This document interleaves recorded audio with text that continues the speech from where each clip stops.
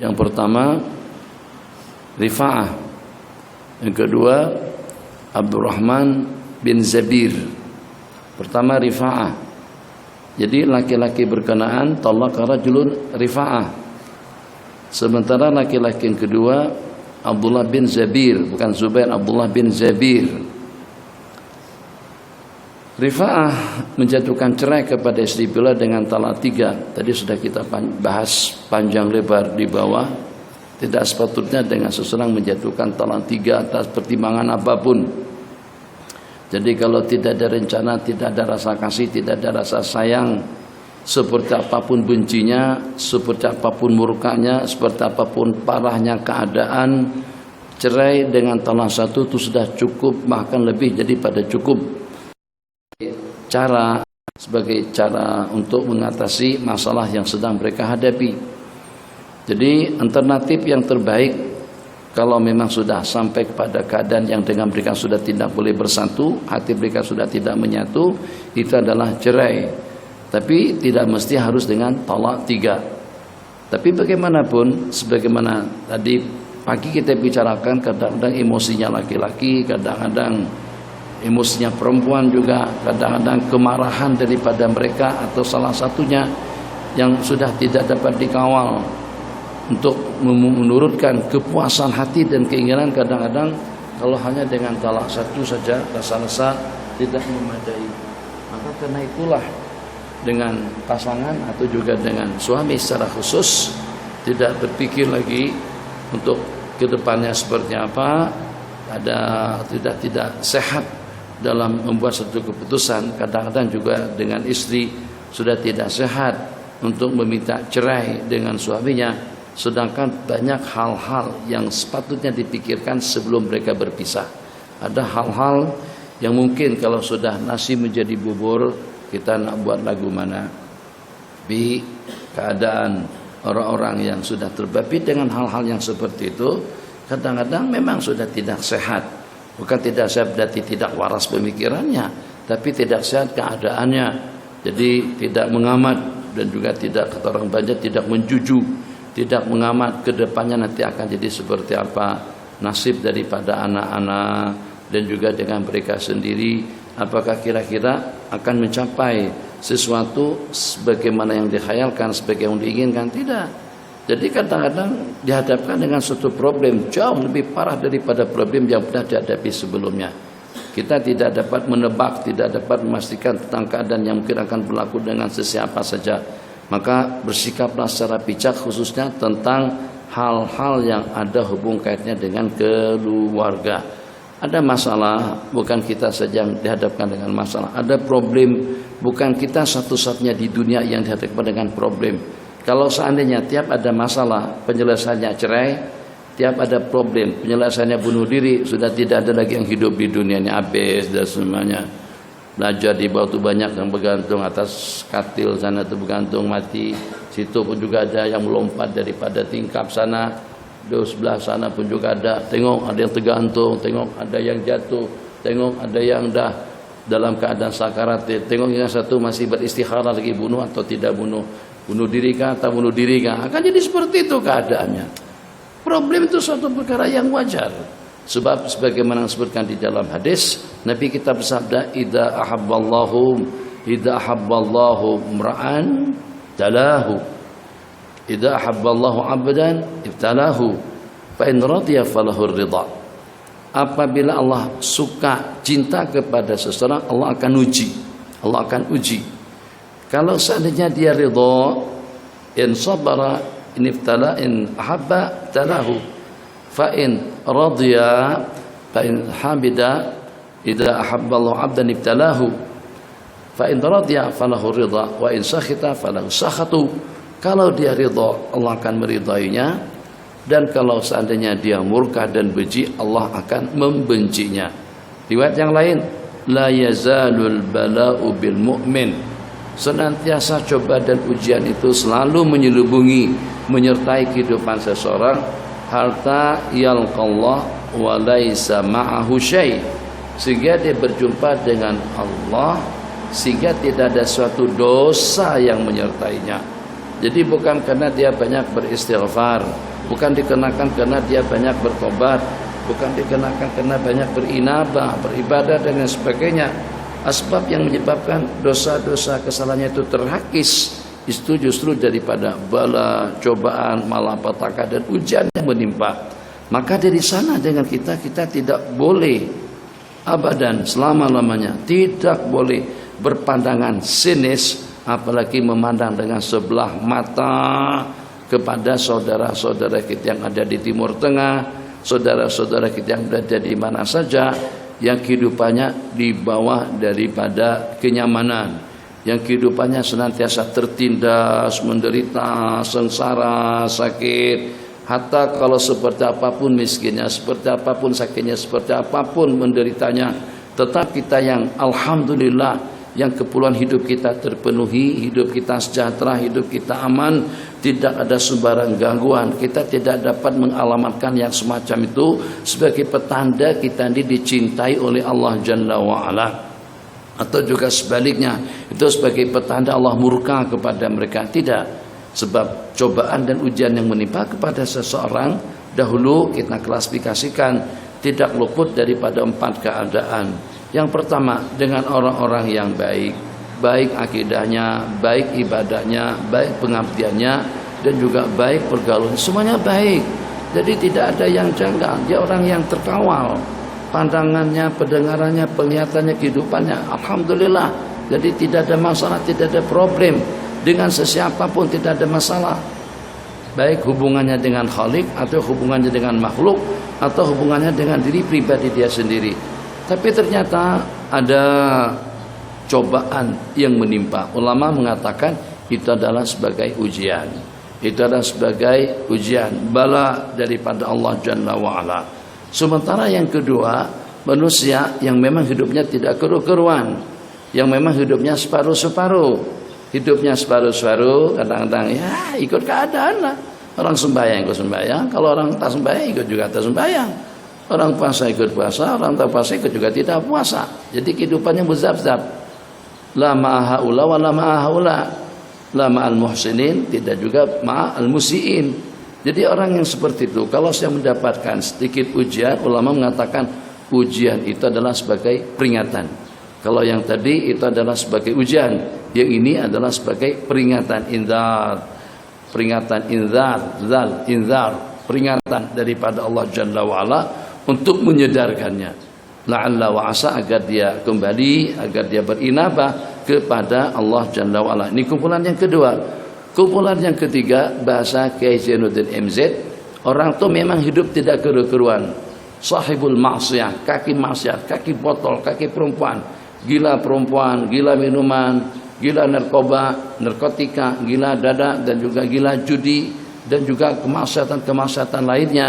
Itu kalau saya mendapat sedikit ujian daripada Allah, kalau yang pertama kepada ulama, kepada orang-orang saleh namanya ujian, kepada yang kedua itu adalah peringatan, kepada yang ketiga bahasa Kiai Zainuddin MZ itu adalah deposit daripada azab yang akan menimpa. Jadi mukadimahnya dulu. Nanti yang lebihnya nanti akan dibayar, akan dilengkapkan pada waktu dia mati. Depositnya itu kepada orang yang memang tidak keru-keruan, dan kesemuanya bertujuan untuk menghapuskan dosa-dosa kesalahannya, untuk menyedarkan atau juga untuk mengangkat martabatnya nanti di sisi Allah, atau juga untuk melayakkan seseorang mendapatkan sesuatu yang istimewa di sisi Allah, dunia atau ukhra, baik di dunianya ataupun juga di akhiratnya nanti. Mungkin dia akan menjadi sahibul syafaat, diberikan wewenang untuk memberikan syafaat, atau juga itu asbab dia akan terhindar daripada huru-hara hari kiamat. Mungkin itu sebagai asbab untuk Allah mengangkat martabatnya di dunia. Kesimpulannya, agar bagaimana dengan kita mampu untuk menata hati di waktu kita dilanda cobaan dan ujian daripada Allah Jalla wa'ala. Apalagi kalau pada saat tidak ada apa-apanya, kita alhamdulillah baik ikut perasaan kita juga pandangan daripada orang lain. Kita tidak pernah terbabi dengan hal-hal yang negatif. Tapi ternyata Ada saja gangguan-gangguan yang seperti itu. Itu adalah sedikit ujian, sedikit bala daripada Allah Jalla wa'ala. Hal takunu sabiran, apakah anda akan sabar, apakah anda akan muhtasib, mengharapkan kejaran balasannya daripada Allah, atau seperti apa. Qala bismillahirrahmanirrahim. Maka dengan Sayyidina Rifa'ah tadi itu menceraikan istri beliau dengan talak 3. Terus istri beliau selepas habis iddah dinikah oleh seorang laki-laki yang bernama Abdurrahman bin Zabir. Qala qabla ayat khula summa talaqaha qabla ayat khula. Lain ini. Lain. Salah, silap. Sebab yang itu, kalau Sayyidina Rifa'ah dengan Abdurrahman bin Zabir itu menceraikannya ba'da dukhul. Tapi dukhul tidak dapat dipastikan. Kalau dukhulnya yang tidak pasti, hanya dengan mujarad akan bersama, ada kemungkinan sahibul qadhiyah adalah beliau. Tapi kalau dukhul yang dimaksudkan dengan dukhul dengan makna hakiki, sebab daripada rangkaian cerita tersebut, wanita tadi itu kawin dengan seorang laki-laki yang bernama Abdurrahman bin Zabir, terus bercerita. Kenapa diceritakan kejadian tersebut? Sebab karena dengan wanita tadi itu mau kembali kepada Rifa'ah, suaminya yang dahulu. Jadi nanti kita pun tertanya-tanya, kalau sudah bercerai dengan talak 3 untuk apa lagi patah balik pada bekas suami? Kalau kau sudah bercerai, oke. Jadi untuk apa patah balik dengan mantan suamimu? Kamu bercerai kemarin, kenapa? Kalau seandainya memang akan kembali juga, lebih elok tidak bercerai. Kenapa? Meminta untuk kembali kepada Rifa'ah. Jadi kata si wanita tadi itu, wa ma ma'ahu ila mithlu hudbati hadat taub. Wa ma mau, dia tidak punya melainkan macam tepi daripada baju ini. Jadi perempuan tadi dia gerakkan wa ma ma'ahu ila musdati hadat taub. Hudbatnya tepi. Ini rumbai-rumbai kalau bahasa orang Banjar. Tepi ini apa disebut ini? Jadi dia gerakan atau apa benda di tangan dia, hak dia tuh macam ninja. Maksudnya macam tuh. Hak dia tuh macam tuh saja. Jadi apa maksudnya? Ulama pun berbeda pendapat dalam menafsirkan hadis itu. Diihtimalkan seperti itu, maknanya la yantajir, tidak tegang. Sebab al-amaliyatul jinsiyah, hubungan intim antara pasangan, yang paling menentukan sekali itu adalah syiddatul intishar atau quwwatul intisab, atau syiddatul, bunyinya pun nampak keras kan, syiddatul intisab atau quwwatul intishar, muntashir. Jadi maknanya Allah, daripada bahasa itu kita sudah paham. Jadi harus memiliki ketegangan yang memadai. Baru itu akan memberikan kenikmatan dan kepuasan kepada pasangannya. Sementara kalau semacam tadi itu londe atau juga mustarhi, mungkin bahasa kita loyo, begitu, tak berkemampuan. Ya Allah, anta tak paham. Anda berikan misal yang sederhana saja. Kalau pada waktu kita nak masukkan benang ke dalam lubang jarum, kalau benang itu dijilat-jilat lengkung, itu kita tak boleh masukkan. Paham? Siapa yang tak paham? Pahamlah. Jadi kan kita untuk menajamkan bukannya itu kita kita jilat dulu kan, terus kita tarik ujungnya. Tapi kalau ternyata lepas dijilat, ditajamkan, kemudian terkepek lagi. Tak boleh masuk dia. Tak boleh. Bagi juga lebih kurangnya perumpamaan orang yang akan melakukan hubungan intim dengan pasangannya. Penafsiran yang kedua daripada ulama, seharus zakar, kecil sangat. Jadi tidak sesuai dengan keadaannya. Jadi itu yang dengan perempuan tadi itu berasa keberatan atau meminta agar diperkenankan kembali. Mungkin juga sebab cerai kalau kita memahami daripada redaksi hadis, karena yang meminta agar diperkenankan kembali kepada suami istri, wallahu alam, Jadi ada kemungkinan yang minta cerai dengan talak 3 itu adalah istri beliau. Ya kan? Kalau seandainya suami yang menceraikan, ya itu hubungannya dengan si suami. Mungkin juga perempuan dengan perempuan tadi itu yang meminta cerai, atau Allahumma shalli ala sayyidina Muhammad, berlakunya ketegangan di rumah tangga itu bisa babihahia. Atau kalau seperti bahasa kita sekarang, mungkin ada laki-laki kedua, laki-laki ketiga, atau juga karena ada hal-hal yang menggiurkan suasana dan keadaan hidupnya. Tapi kita harus tuzan, insya Allah tidak ada yang seperti itu. Kalaulah ada yang seperti itu bertujuan agar dengan kita mendapatkan pedoman yang bagus daripada Allah. Ada di antara daripada sahabat Nabi kita yang berzina, ada juga di antara daripada sahabat Nabi kita yang melakukan pelecehan seksual, ada di antara daripada sahabat Nabi kita yang mencuri. Maka dengan adanya orang-orang sahabat-sahabat Nabi kita yang terbabit dengan perkara-perkara yang kita sebutkan tadi, maka kita generasi yang berikutnya ada pedoman hukum yang bagaimana keadaan mereka. Masya Allah, tabarakallah. Yang tadi ternyata datang mengadu, yang ini pun juga ternyata datang mengadu, yang itu ternyata minta dibersihkan. Tahir nih ya Rasulullah, bersihkan saya ya Rasul. Itu hampir tidak ada perbedaan, baik laki-laki yang pada waktu pergi ke masjid, baik dengan perempuan yang pada waktu pergi ke masjid, pada waktu berjalan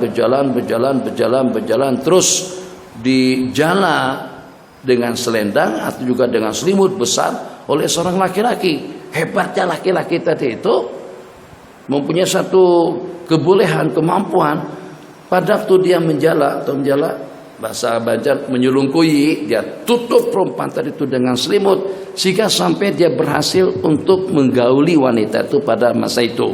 Nah, ini perempuan yang nak pergi mana? Pergi ke masjid sampai berlaku perkara semacam itu.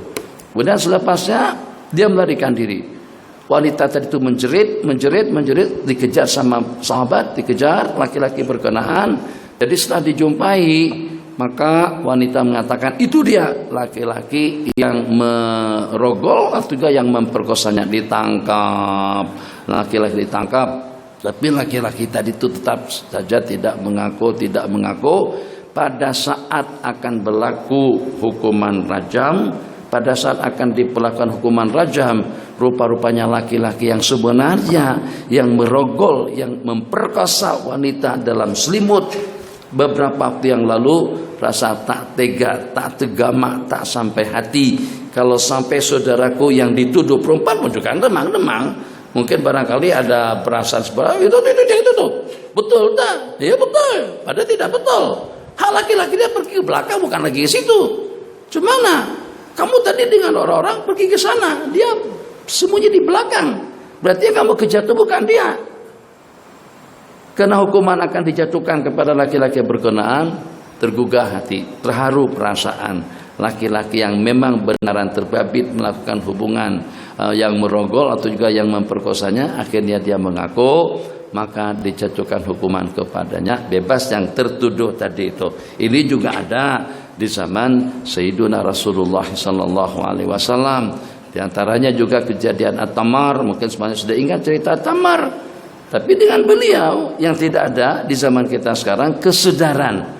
Selepas berbuat maksiat minta dibersihkan. Selepas bermaksiat tobat kembali kepada Allah Jalla wa'ala. Bukan hanya dengan tobat dengan mulut, tapi tobat ingin dilaksanakan hukuman yang sewajarnya untuk dilakukan kepada orang yang berzina, kepada orang yang melakukan kesalahan-kesalahan yang seumpamanya. Fa'arada zawju al-awwal ayatazawwajaha. Nabi kita bersabda, la aturidina an tarji'i ila rifa'ata, apakah kamu nak patah balik kepada suami kamu Rifa'ah? Tidak boleh. Hatta tazuki usailatahu wa yaduka usailataki, sehingga kamu merasakan madu dia dan dia juga merasakan madu kamu. Ini minhu sallallahu alaihi wasallam, dan begitulah didikan Nabawi, didikan Sayyidina Rasulullah sallallahu alaihi wasallam yang jarang-jarang atau boleh dikatakan tidak ada.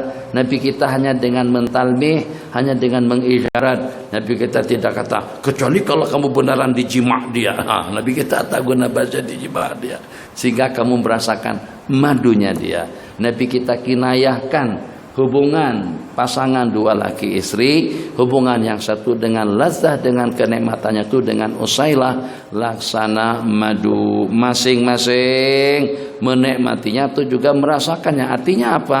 Makna daripada hadis tadi itu, kalau seandainya hanya setakat hanya sekedar berkumpul, hanya sekedar berdua-duaan, belum lagi mereka membabitkan diri kepada hubungan intim, hubungan yang satu. Kalau seandainya bercerai setelahnya, wanita itu masih belum halal kepada mantan suaminya. Kenapa? Sebab bukan hanya mujarradun nikah, bukan hanya yang penting dinikah, tidak. Nikah dan dikumpuli, nikah dan disetubuhi oleh suami yang kedua. Selepasnya itu tidak ada perjanjian. Jadi yang dimaksud dalam hadis kita yang di atas, la'anallahul muhallila wal muhallilalah, la'ana Rasulullah SAW al-muhallil wal muhallilalah, itu kalau ada perjanjian. Bahkan ulama jumhur mengatakan akad nikahnya tidak sah kalau dengan seorang meminta bantuan baik dengan temannya, saudaranya, lingkungannya, masyarakatnya, sesiapa saja untuk menikahi bekas istrinya. Tapi selepas nikah 3 hari kau ceraikan. Jadi kalau seperti itu kesepakatannya, dia nikah, dia ceraikan selepas 3 hari. Nikah yang seperti itu hukumnya batil. Kenapa? Karena Nabi kita laknat al-muhallil wal muhallilalah. Kalau ada kesepakatan, ada perjanjian antara mereka berdua. Tapi kalau seandainya perkara itu tidak disebutkan fisul bil akad, hanya perjanjian di luar akad, yang dia akan menceraikannya setelah beberapa waktu, ada pendapat mengatakan itu tidak mengapa. Ada juga pendapat mengatakan kalau memang sudah dijanjikan seperti itu, tetap saja seseorang itu disebut muhallil, sebab dia menikahi untuk menghalalkan wanita kepada bekas suaminya. Jadi tujuan dan matlamat menikah kepada wanita tadi itu bukan untuk isyrah, bukan untuk bergaul, bukan untuk berumah tangga, bukan untuk membina masa depan dengan pasangannya. Matlamat utama hanya mengesiani kesian dengan bekas suaminya. Matlamat utama agar mereka boleh kembali sebagaimana keadaan sebelumnya. Jadi matlamatnya memang untuk menghalalkan. Akad nikahnya tidak sah. Pendapat yang kedua atau yang ketiga atau ulasan yang ketiga daripada ulama ada di dalam kitab Al-Muwatta lil Imam Malik rahimahullahu taala, yang dijelaskan di situ cukup perempuan itu akan kembali halal kepada suaminya kalau seandainya sudah pernah berlangsung akad nikah dengan laki-laki yang lain, mujarradul akad, dengan diangkat saja sudah halal kembali kepada mantan suaminya. Tapi pendapat itu dikatakan qaul fasid, tidak ada sokongan, tidak ada dukungan daripada ulama, apalagi daripada hadis-hadis yang diriwayatkan. Bismillahirrahmanirrahim. Babul kafaati wal khiyar. Bab yang menyatakan tentang khisalul kafaah, keserasian, kesamaan. Kafaah al-musawat atau bahasa Arab Mesir al-muadalah, keseimbangan. Kufu, dia seimbang. Keserasian, kesesuaian, kesamaan antara kita dengan pasangan. Ini juga bertujuan untuk menjaga keharmonian dalam kehidupan berumah tangga. Jadi kalau ternyata kita tidak kufu dengan dia, dikenakan dari sudut pangkat, dari sudut kedudukan, dari sudut keuangan, dari sudut kehidupan, ternyata dengan dia atau dia merdeka, suaminya tidak, itu akan menjejaskan kenyamanan dalam hidup berumah tangga. Apalagi kalau dengan perempuan, minta maaf dengan bahasanya, kita tidak sinis dengan perempuan, tapi oleh sebagian daripada mereka kadang-kadang yang tidak punya kelebihan apa-apa, yang tidak punya sembarang kelebihan pun kadang-kadang merasa lebih bagus atau juga lebih baik daripada suaminya. Apalagi kalau pada waktu dia punya, dulu-dulu sebenarnya dia bankrupt, perekonomiannya anjlok, hancur. Nah, tapi itu pun masih tetap disebut sebenarnya apa? Ente tahu dulu. Ingat tak? Ingat apa? Pada saat kita menikah, kan pada waktu itu saya toleransi saja tentang mahar. Kami tak minta mahar pun pada waktu itu.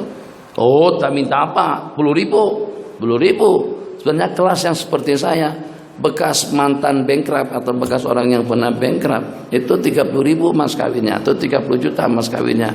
Mak ayah seman bertahan dalam harga 30 juta. Aku yang ikut campur tangan supaya mahar jadi 10 juta. Jadi kata si suaminya, memang pasaran seperti kamu tuh 30 juta, tapi kalau bankrupt itu sudah ada nilainya. Syukur banget aku mau dengan kamu bayar 10 juta. Maksudnya 3.000 ringgit pada seketika itu. Jadi tidak mau kalau sampai dengan kita laki-laki dipandang sinis. Sebab yang bagaimanapun tetap saja wewenang itu di tangan suami. Maka kita tidak mau suami yang dimuliakan oleh hukum, yang dengan kedudukannya, yang dengan kemuliaannya direkamkan di dalam Al-Quran, ar-rijalu qawwamuna 'alan nisa, yang pertama. Kemudian yang kedua, suami yang menjadi asbabur raisi, sebab utama pasangannya akan masuk surga itu dengan bakti dan taat kepadanya. Pada waktu suami tadi itu kedudukannya di bawah, mungkin saja perempuan itu akan jadi durhaka, perempuan itu akan menjadi nusyuz nasyiza. Kenapa? Karena pandangan sinisnya kepada suami yang dari sudut keturunan di bawah dia, yang daripada sudut kedudukan pun juga di bawah dia, atau juga daripada sudut keuangan. Makanya dikatakan oleh ulama, sebagaimana panduannya daripada hadis, perempuan itu dinikah karena duitnya, kecantikannya, kedudukannya, agamanya. Kenapa ulama mengatakan menyokong dengan kelanjutan daripada hadis fasfar bizati dini taribat jadah? Sebab zati din yang walaupun nasab keturunannya lebih tinggi, yang walaupun dia lebih daripada berbagai aspek, maka agama akan membackup dan memperisai, akan memaga dirinya daripada hal-hal yang negatif, pandangan sinis, pandangan hina kepada pasangannya. Itu diantara daripada matlamat dan tujuan. Kenapa hampir tidak ada pendapat? Sebab kadang-kadang ada nas, tapi masih ada lagi pendapat yang berbeda, atau juga pendapat yang mentakwil hadis kepada makna yang berbeda daripada zahirnya. Sementara dengan zati din tidak ada penafsiran yang itu dan ini, satu penafsiran saja. Sangat-sangat digalakkan dengan kita memilih perempuan yang berakhlak, perempuan yang agamis. Sebab kalau ada latar belakangnya, tapi kadang-kadang ada masalah juga.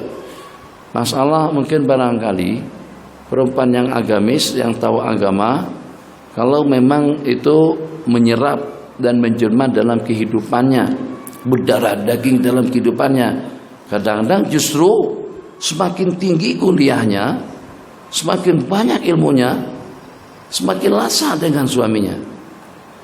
Jadi kadang-kadang terpikir lebih elok kita kawin dengan perempuan kampung ya, yang tak mengaji, yang tak banyak tahu tentang ilmu agama, akan lebih mudah ditata berbanding dengan yang ada sijil BI, MI. Itu mungkin saja sijil itu matlamat dan tujuannya tidak lebih daripada jenjang asbab atau juga salah satu daripada syarat untuk mendapatkan pekerjaan. Jadi bukan karena ilmunya, bukan karena ubudiahnya, tapi karena sijil atau juga karena kedudukannya untuk mendapatkan satu kedudukan. Jadi tidak lebih daripada sekedar batu loncatan. Itu mungkin juga. Sebab saya ada melihat, bukan ada melihat, banyak dan sering kita perhatikan.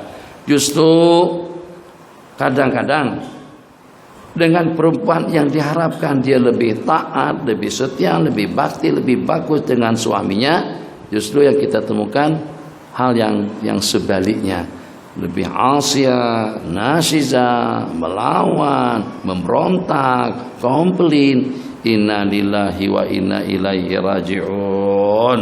Makanya sebelum buat keputusan, jangan selepas pengajian daurah ada senyum sikit langsung diambil untuk menjadi istri. Hendak istikharah dulu, minta pandangan dengan keluarga, minta pandangan dengan kedua ibu bapa secara khusus. Bagaimana hendak apa-apa. Sebulan tak lama mana, setahun juga tidak lama. Hidup di akhirat lebih lama. Sekejap dalam 3 tahun saja penangguhannya, tapi memang diteliti betul, cermat sekali, cermat, betul-betul cermat, betul-betul berwaspada. Tapi kamu kalau seandainya inginkan perempuan yang tidak ada bengkoknya, atau dengan bahasa kayu yang tidak ada uratnya, itu tidak bakalan. Tidak ada uratnya ya? Urat, sebut kayu ada uratnya itu kan? Buku, buku. Itu yang bulat-bulat di kayu tuh, perasaan kayu papan, molos, ada saja bulatan-bulatan. Seperti itulah. Jadi rasanya seperti syibhu mustahil. Kalau ingin dapat pasangan hidup yang komplit, yang lengkap, yang ideal, yang tidak ada negatifnya atau tidak ada hal-hal yang akan menodai kehidupan mereka, itu seperti syibhu mustahil. Mungkin daripada sudut khidmah luar biasa, tapi dari sudut kecantikan kurang. Mungkin daripada sudut kecantikan luar biasa, tapi dari sudut akhlaknya kurang. Mungkin orangnya cantik, akhlaknya bagus, perangainya ideal, tapi kedekutnya bukan main. Begitu bahasa sana, bukan main. Atau kedekut gila, atau kedekutnya setengah mati. Ataupun juga bagus orangnya, ibadah, Masya Allah, tabarakallah. Salut kita. Salut itu kita mengaguminya. Masya Allah, salihah betul. Namanya pun salihah sesuai dengan nama bin Haji Salihin. Adik-beradiknya pun juga semuanya daripada keluarga ahli salah. Salahuddin, kemudian Salihin, dia Salihah, Sulaiha, kemudian Salihin. Itu nama-nama adik-beradiknya. Luar biasa. Kita betul-betul merasa kagum dengan ailah, dengan keluarga tadi itu. Ibadahnya, khidmahnya, rajinnya, betul-betul sudahnya pemurah, ramah, mesra dengan suaminya, bahkan dengan keluarga suami. Tapi cemburunya seperti cabai melaka. Nauzubillah, cemburunya astagfirullahalazim. Abang tadi ikut daurah ya? Ikut. Ada berapa ramai akhwat yang sekali ikut? Kata abang, anak pun tak gila, anak pun tak tengok hitam-hitam dia semuanya. Anak tak perasan siapa-siapa. Ada tadi kalangan mereka yang tidak tutup muka tuh, yang tidak pakai nikab tuh, yang lawa. Abang pun tak perasan. Kalau rasa-rasanya lawa semuanya. Oh, kiamat dunia. Innalillah, kalau Anda dapat istri semacam itu, kita ditanya sin. Seakan-akan seperti di balai polis saja saban hari. Pertanyaan bertubi-tubi, tanyaan demi pertanyaan. Pada masa balik terjumpa dengan siapa, ketemu dengan siapa, buka puasa pada waktu sembahyang tarawih di masjid. Apakah pada waktu abang menyampaikan kuliah ada perempuan yang hadir? Ya ramai lah, kan di masjid ramai. Tazkirah Jumat itu mesti ada. Tazkirah Jumat ada. Perasaan. Jadi jangan salah cakap. Tazkirah Jumat ada mereka. Yang ada tausiah, pada waktu tausiah sebelum zuhur, itu mereka ada. Nah, waktu masa pengajian ada perempuan, ada, ramai bang. Tak sampai sangat. Jadi nanti ditanya kembali, abang, mata abang kemana pada masa mengajar? Ya mata abang kesana kemari lah. Tak ada bang nunduk begitu. Maksud saya bukan kesana kemari tengok ikhwan-ikhwan yang di depan. Abang tengok tak orang-orang yang di belakang tuh? Tengoklah macam mana bang, tak tengoklah. Memangnya kenapa? Enggak, banyak kenapanya bang. Susah. Didoakan takut kalau lanjur. Saya mau baca macam tu, saya mau dapat istri macam tu kak. Abang tengok siapa bang? Tidak ada siapa-siapa. Abang kemarin pada masa naik Lion Air, abang tengokkah pramugari-pramugarinya? Ya jelas tertengoklah. Lawa-lawa tak mereka? Semuanya lawa. Semuanya segak. Bukan seksi saya tahu. Yang segak itu, ada yang segak. Semuanya sega begitu. Sega. Semuanya sega. Abang berkenan ya? Ya kan abang memang mata keranjang. Macam mana tak berkenan? Kalau dia mau abang juga mau. Marah dia. Ya lanjurkanlah kalau begitu. Tapi itu macam mana, dia juga keterlaluan betul. Sampai tanya, jumpa siapa? Lawa tak lawa, cantik tak cantik. simbang kah, beli kah? Takkan dengan kita berbelanja baca mata, Mbak, 3 kilo. Yang mana Haji? Yang itulah, yang itu. Yang itu yang mana? Yang itu. Entah maaf bang, itu tuh dada saya, itu tadi jual. Itulah kenapa jamkan mata kurang asam jadinya kamu. Tengoklah apa yang dituju. Tuju punya orang. Tuju tuh epalnya, jeruknya, limaunya. Yang itu, bukan yang itu. Kenapa? Karena terlampau warak. Akhirnya terjedok. Masuk pesawat. Sudahnya pada masa masuk pesawat, selepa ditinggal di luar. Kita pakai kasut. Selalu kalau ziarah rumah kawan, tanggalkan kasut tulisannya. Letakkan kasut di sini, ada gambar kasut. Begitu tengok pesawat ada kapet, bang. Wah, ini berdosa kalau masuk pakai kasut. Dia tinggalkan selepanya sampai ke KLAI. Kasutku mana? Ya, kita tinggal di Jakarta lah. Apa ditinggal? Ada kapet. Nah, ya Allah, mesti ditunggu sama pramugari dan pramugara dan dilayan. Kafa'ah, keserasian, khiyar, pilihan. Kalau seandainya ada ketidakserasian antara pasangan, yang dimaksudkan di sini kalau seandainya kedudukan istri lebih tinggi daripada kedudukan suami. Kenapa itu yang dipertimbangkan berat oleh agama? Sebab supaya tidak kontra antara dua tuntutan. Tuntutan kepada istri, taat dan setia, bakti, hormat, takdim kepada suaminya. Tapi kalau pada tuh martabatnya lebih tinggi, kedudukannya lebih tinggi, hasabnya lebih tinggi, dan juga dari sudut keagamaannya pun juga lebih mantap, takut kalau itu akan menjadi hijab penghalang dia untuk dia taat dan setia kepada suaminya. Misal saja, kalau pada tuh kamu kawin dengan anak menteri, kawin saja dengan orang diraja, kita akan jadi khadam di situ. Dia tidak akan memandang kita sebagai suami, memandang kita itu sebagai orang bawahannya dia. Susah, sudah ada, tak perlu disebut-sebut. Kita tahu ada di antara daripada masyarakat kita atau di antara daripada orang-orang yang kita kenali yang kawin dengan perempuan istana atau diraja, keluarga daripada raja-raja, keluarga daripada sultan, itu kan mereka dilayan di istana, hidupnya serba mewah dan juga serba nyaman. Jadi kita antara dua, ya kita mampu untuk menyaingi kehidupan sebagaimana di istana, ya nanti justru sebaliknya yang berlaku, Anda akan menjadi khadam istana.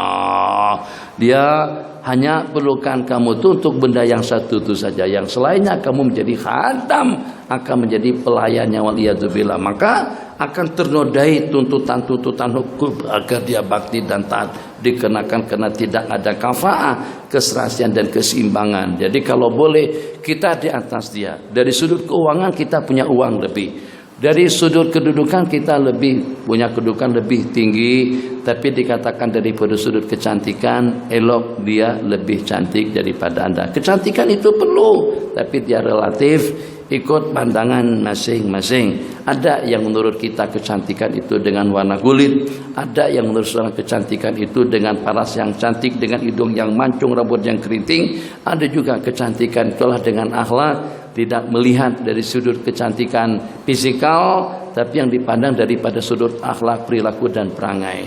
Ada juga yang komplit lengkap semuanya, tapi yang lengkap sekalipun akan ada i'wijajnya.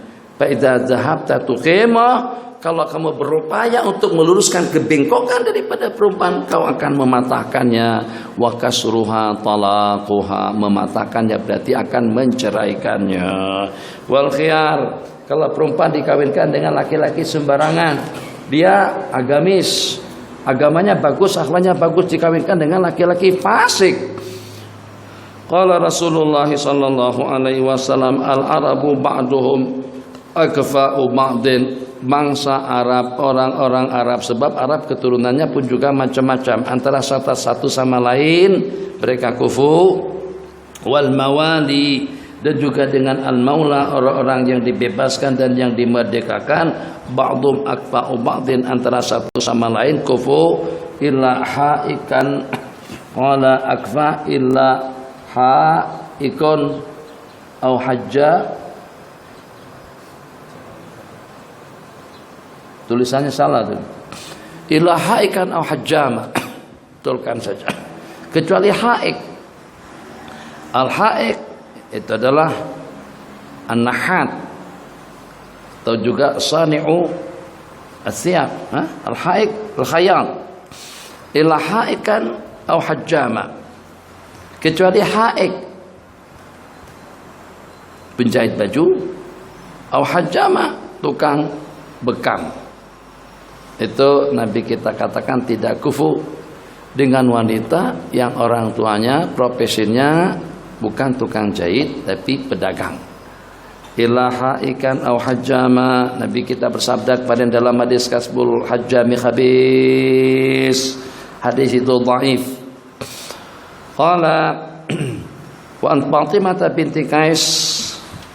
Fatimah binti Qais sudah diulas sama Habib Amri tentang Sayyidatuna Fatimah binti Qais yang memberitahukan kepada baginda Nabi bahwasanya terdapat dua orang pelamar, yang pertama Aba Jaham dan yang kedua Sayyidina Muawiyah. Sayyidina Aba Jaham dengan Sayyidina Muawiyah radhiyallahu taala anhuma. Jadi minta pandangan kepada baginda yang kedua-duanya belum dinyatakan khitbahnya, lamarannya itu diterima. Kedua-duanya melamar, tapi belum ada jawaban pasti daripada pihak berkenaan. Itu tidak mengapa kalau dilamar. Kita boleh masuk kepada status perempuan yang masih belum memberikan jawaban atau juga daripada pihak keluarga. Beliau minta pandangan kepada Sayyidina Rasulullah SAW. Nabi kita bersabda, wa amma Muawiyah tu pasuluk. Kalau dengan Sayyidina Muawiyah, dia orang miskin, dia tak punya duit. Yang pada akhirnya Sayyidina Muawiyah menjadi khalifah. Sayyidina Bilal bin Rabah, Sayyidina Abu Hurairah. Sayyidina Abu Hurairah kita tahu bagaimana derita dan penderitaan yang pernah beliau alami sepanjang Nabi kita hidup. Selama 5 tahun terakhir beliau bersama beliau. Tapi yang pada akhirnya Sayyidina Abu Hurairah jadi Menteri Keuangan. Bahkan sudah menggunakan tisu demi tisu. Maksudnya kalau dahulu jangankan dengan beli tisu atau juga menggunakan tisu untuk keperluan sapu itu dan ini, untuk keperluan perut saja tidak terpenuhi. Kadang-kadang makan, kadang-kadang tidak.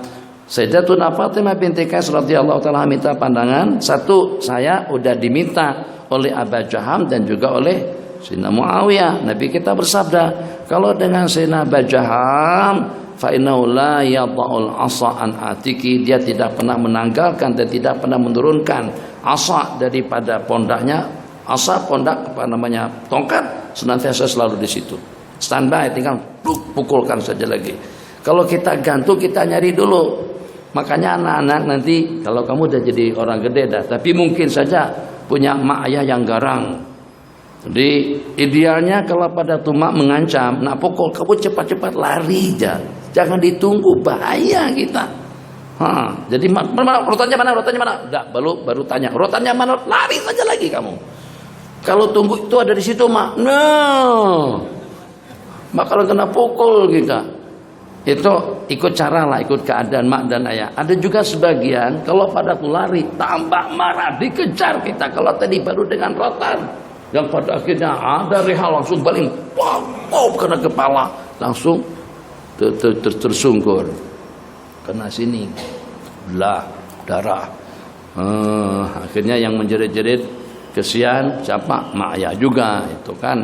Karena tadi gara-gara karena kamu coba kalau pada tuh mak ayah gertak nak pukul, kamu jangan kemana-mana. Kalau perlu buka baju, lama pukul. Tapi kalau saya luka, tolong antar ke hospital Maya. Tak tegama mana pukul. Bapak nak rotan-rotan ya. Tapi kalau sampai belah, sampai pecah tangan saya, Pak tolong obati saya ya. Kalau belakang saya lemah, tolong saya diurut, tolong saya dipijat-pijat. Tak tegama bapak mak untuk pukul anak yang pasrah seperti itu. Tapi tengok bapaknya juga. Ada bapak yang garang ambil pisau, saya bunuh kamu. Kalau kita tidak tahu perangai ayah seperti apa, jangan ditunggu, lari kamu sejauh-jauhnya. Kalau kita pasrah, memang mau. Nauzubillah. Kan kadang-kadang orang tua tengok anak berantem, tengok anak bergaduh. Udah cukup gaduh. Apa? Oke, kalau nak juga gaduh depan ayah. Ahmad, ambil pisau. Ambil 2. Oke, gaduh sekarang. Ambil pisau. Itu kepada anaknya yang seperti apa? Kalau anak yang tak urusan, kalau pada waktu ada senjata tajam, ada besi, pisau, tombak dan sebagainya langsung akan dia gunakan. Jangan coba-coba kita suruh mereka begitu. Memang benar mereka akan berkelahi dan gunakan senjata tajam. Kalau sudah dimainkan, digunakan, gimana? Apa akibatnya? Kita juga yang susah. Tapi kalau memang kadang-kadang ada anak yang penjagaan, udah gaduh, kelahi. Mau berantem saja, kelahi, begaduh aja, gaduh. Tak berani dia. Ada anak begitu, malu, akhirnya malu. Dah, bagus. Begitu cara kita menyelesaikannya. Tapi yang garang, yang kalau tak disuruh pun bergaduh, paling kalau disuruh, itu jangan disuruh. Jangan disuruh. Ada juga sebagian beraninya kalau pada itu dihalang-halang. Waktu dilepas tak pukul pun, tampal. Jangan berantem bang, malu bang. Lepaskan aku. Tadi pada waktu dilepas tak dipukul pun. Setelah dihalang sama kawan-kawan, mau dijauhkan, ngamuk mau dilepaskan. Kita juga tahu kalau benaran, tapi dianya kalau dilepas tidak buat apa-apa. Hanya mulut saja yang berkelahi. Jadi dikatakan tuh bedanya kita dengan orang Arab. Bagusnya orang Arab Mesir kalau pada tuh berkelahi ngomong dulu, menjerit. Seperti kucing tadi itu bangsa Arab tuh. Kucing tadi dari keturunan Arab. Kalau dari keturunan Melayu tak banyak simbang, langsung plak. Masa kecil saya perhatikan kejadian di pasar. Keduanya terambut pacar, rebutan. Tersinggung atau tersindir, berantem tengah orang ramai. Sebab kalau kita menjerit-jerit begitu dulu, orang berkerumun. Udah, gagal. Kalau nak berkelahi, kalau nak memang betulan nak tampar tubuh, jangan berbunyi, senyap saja. Langsung beraksi, bang. Kalau kamu apa? Kamu kerasa, nanti orang berkerumun. Kalau saya berkerumun, yang itu menahan yang sana, kumpulan sini menahan yang sini, akhirnya tidak jadi apa-apa. Karena puaskan tadi itu nak berkelahi kan, supaya sampai pada sasaran yang diinginkan, supaya kita sampai pada target yang kita inginkan. Kalau nak sampai, senyap. Jangan cakap apa-apa. Ambil pistol tembak langsung mati lah kata begitu. Bismillahirrahmanirrahim. Nah, kucing tadi itu bagus dia. Dia memberikan panduan kepada kita. Kata dia jangan ikut gaya orang Melayu tanpa ada perbualan perbincangan berkelahi begaduh dan langsung bertumbuk. Kucing kalau kita biarkan tadi kita sampai pukul berapa itu habis tenaga mereka akhirnya adalah akur sajalah kita dah habis. Ada mau? Dah jadilah. Dah letih dah kau, dah letih dah simak. Akhirnya yang itu senyap ini pun juga senyap. Assalamualaikum warahmatullahi wabarakatuh. Bismillahirrahmanirrahim. Nah, al-mustasyaru mu'taman. Abu Jaham itu senang memukul perempuan. Sementara dengan Sayyidina Muawiyah suluk tidak punya duit. Kan kemarin diceritakan, entah mungkin akan terulang kembali cerita itu. Di saat laki-laki mengeluh tentang keadaan perempuan. Memang perempuan kalau tak dipukul dia merepek melulu kadang-kadang. Cuman kita tadi udah pertimbangan. Kalau kita nak bagus, pasangan kita kadang-kadang anak-anak kita jadi tidak bagus. Kalau nak kan mereka disiplin, hormat, taati, muliakan kamu, kita kena garang. Tapi akhirnya kita jadi seperti orang yang kasar lah begitu. Diam! Begitu. Semua. Diam! Gerak! Aduh! Shhh! Wasit, papa datang, Abi datang. Senyap ya. Jangan tengok! Abi kenapa? Bukan, ini cerita saja, bukan saya begitu. Saya lembut sekali dengan anak-anak. Jadi mereka akan simbang, tapi simbang tak tengok kita, simbang sama. Papa marah-marah. Kenapa sih? Tahu. Memang papa kita kan macam tuh. Jangan berisik, senyap.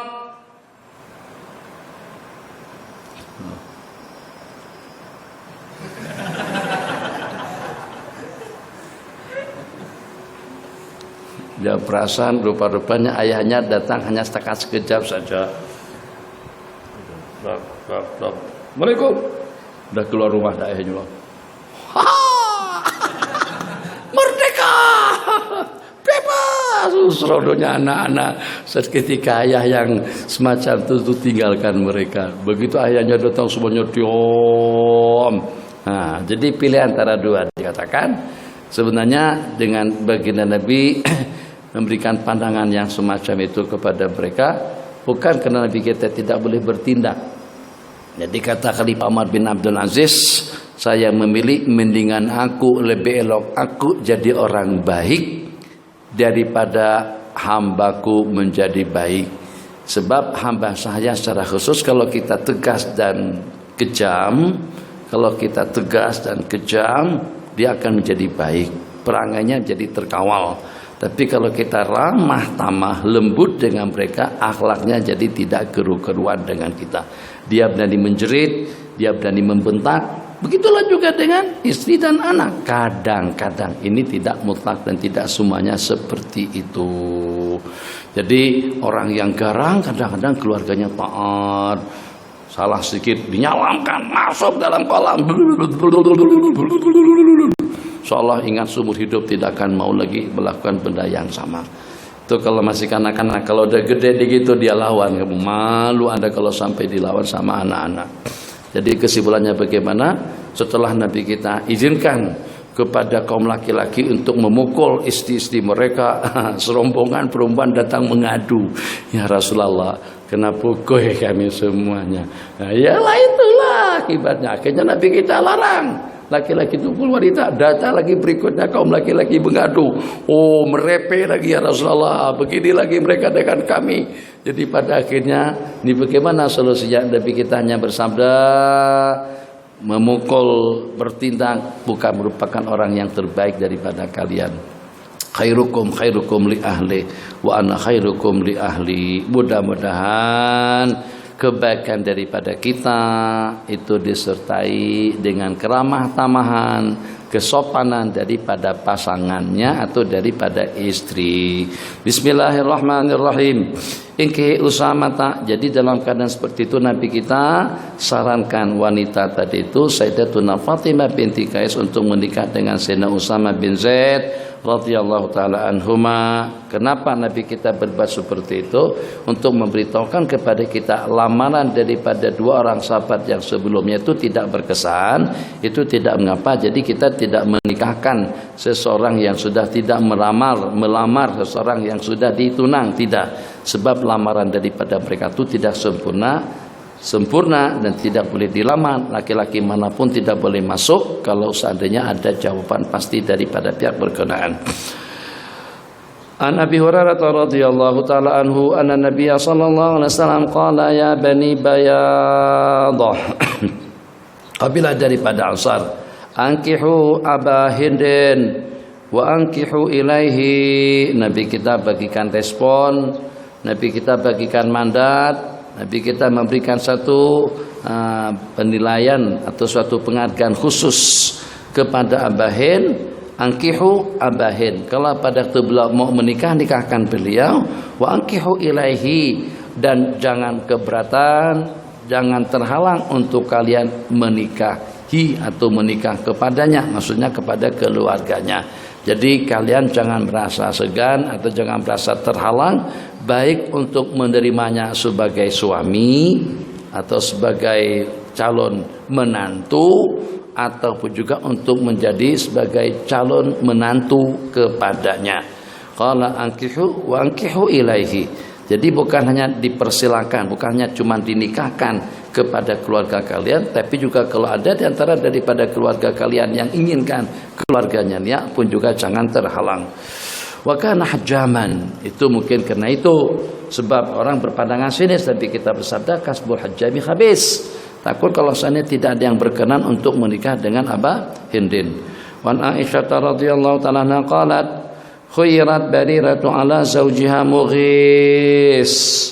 Qala khuyyirat, setelah Sayyidatuna Barirah dibebaskan oleh Sayyidatuna Aisyah radhiyallahu ta'ala anha ala zawjiha Mughis, kata suaminya Mughis yang juga hamba sahaya Sayyidina Mughis. ama Sayyidatuna Barirah hina ataqat, khayyarat Barirah ta'ala zawjah hina ataqat. Barirah, saya bagi kebebasan kepada kamu untuk menentukan masa depan Anda setelah beliau bebas. Sekarang sudah beda status. Barirah sudah merdeka. Orang merdeka kedudukannya lebih tinggi daripada hamba sahaya. Itu disebut dengan al-hurriyah. Khisalul kafa'ah, 1 hasab, 2 nasab, 3 agama, yang keempat itu adalah kemerdekaan. Duit tidak termasuk, kecantikan tidak termasuk. Laki-laki yang paling huduh kufu kepada perempuan yang paling cantik, apalagi kalau sebaliknya. Silakan azan.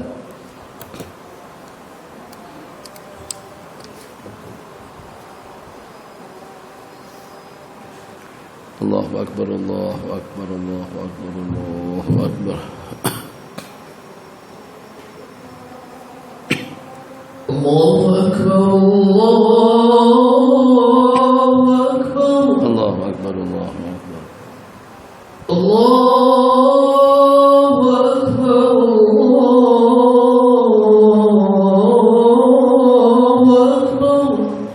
Allahu akbar, Allahu akbar. Asyhadu an la ilaha illallah.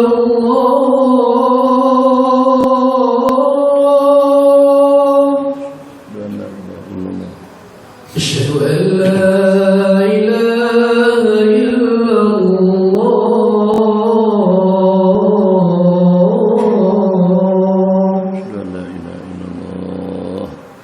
Asyhadu anna Muhammadar Rasulullah.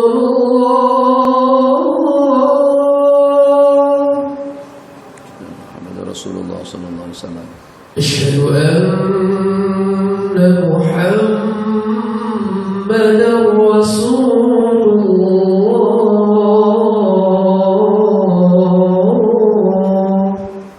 Muhammad Rasulullah. Hayya 'alas salah.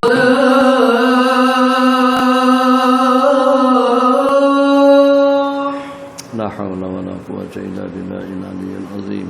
Hayya 'alas salah.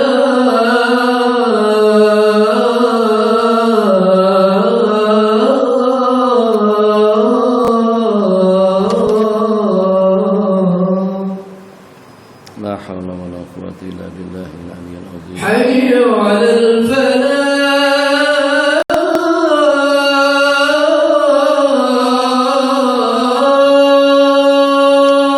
La haula wa la quwwata illa billahil aliyyil azim. Hayya 'alal falah.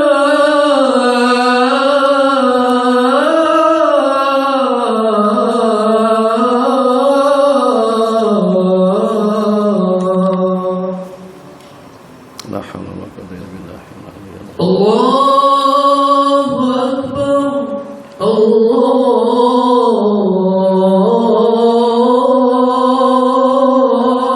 akbar. Allahu akbar, Allahu akbar. La ilaha illallah.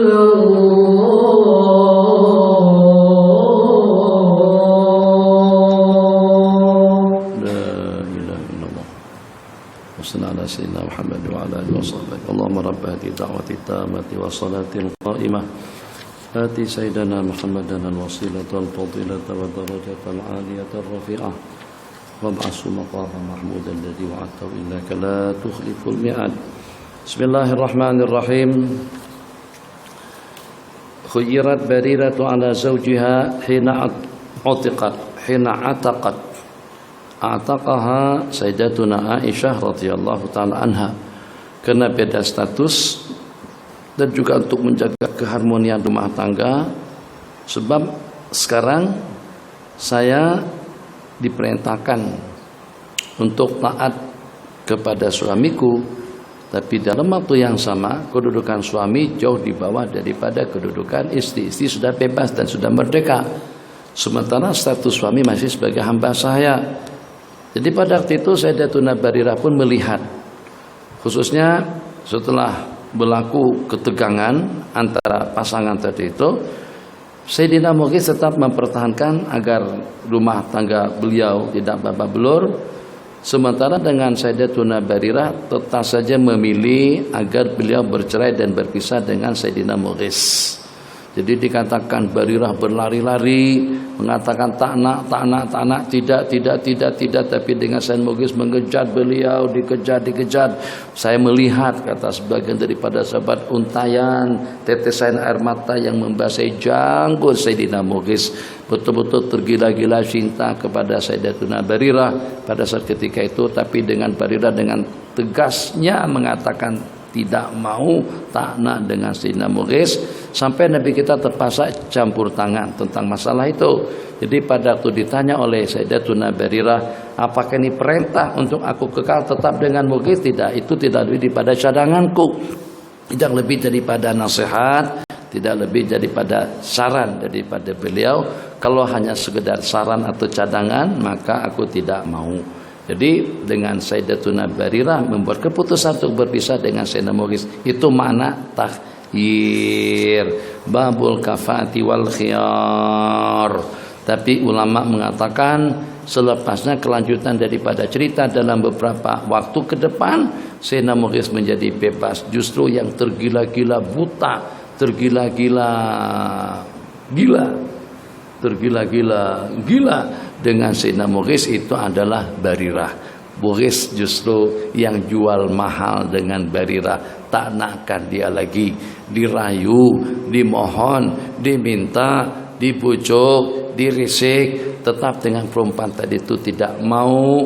Jadi dengan bermacam-macam cara, yang pada akhirnya perempuan tadi itu mensyaratkan, saya mau menikah dengan kamu kalau selepas kamu mampu untuk melaksanakan sembahyang berjamaah 40 hari berturut-turut, tidak pernah ada jamaah yang tertinggal.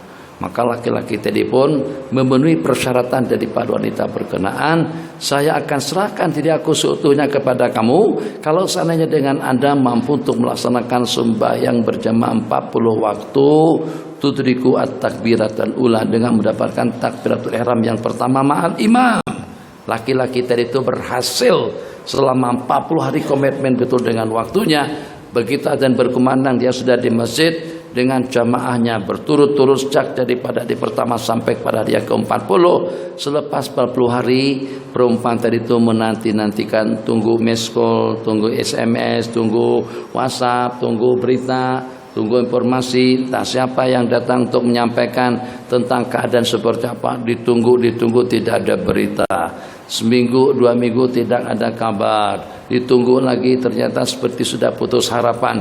Maka terpaksa dengan perempuan tadi itu mengutus seseorang untuk menjumpai laki-laki yang tergila-gila mencintainya, yang merayu dan meminta untuk menjadi pasangannya. Jadi pada saat ketika ditemui, laki-laki itu mengatakan, sudah hilang rasa cinta dan ketergilaanku kepada kamu, dan Allah telah gantikan mahabbah, rasa cinta kepada Allah Jalla wa'ala. Itu seperti itu ceritanya. Kalau kita ambil kedua-duanya, kan cinta Allah dan juga sekaligus karena memenuhi syarat. Dia tidak mau. Mungkin begini pertimbangan laki-laki jadi itu, aku tak nak. Kalau sampai ibadah jamaah selama 40 hari berturut-turut itu dijadikan sebagai batu loncatan untuk mendapatkan satu matlamat, yang matlamatnya hanya tidak lebih daripada untuk berkawin, yang walaupun itu besar, tak padan, tak bebaloi pengorbanan yang itu adalah demi untuk agama dan masa depan akhiratku, hanya untuk mencapai satu kepentingan yang 40 hari berjamaah tadi itu untuk mendapatkan perempuan idaman. Laki-laki tadi itu tidak berpandangan seperti itu. Dia merasa ibadahnya lebih besar, ubudiahnya lebih mulia, sehingga kalau dengan perempuan pada saat ketika itu menolak aku dalam keadaanku sebagaimana aku, itu wajar-wajar saja. Tapi kalau aku sudah sebagaimana aku sekarang ini, justru aku yang menolak kamu sebab kau pilih aku karena ibadahku. Ulama-ulama kita dahulu seperti itu, tidak mau menggadaikan agama. Kita kalau ada ilmu, kalau ada agama, kadang-kadang kita dimurahin. Tahu bahasa dimurahin? Kita dimurahin itu bagi kita harga murah. Mereka lebih bertoleransi. Kenapa? Tapa untuk bantu-bantu untuk guru, tapa untuk bantu-bantu pelajar. Dulu tidak mau, mereka enti sekali kalau ada layanan seperti itu. Saya mau dilayani sebagaimana orang ramai. Sebagaimana kau takkan bagi kepada orang lain, juga kamu tak payah bagikan kepada aku. Kenapa? Tidak mau mendapatkan sesuatu atas dasar atau dengan menggadaikan agama atau ibadah. Seperti cerita tadi itu, dia tolak perempuan tadi, tak jadi dia kawin. Kenapa?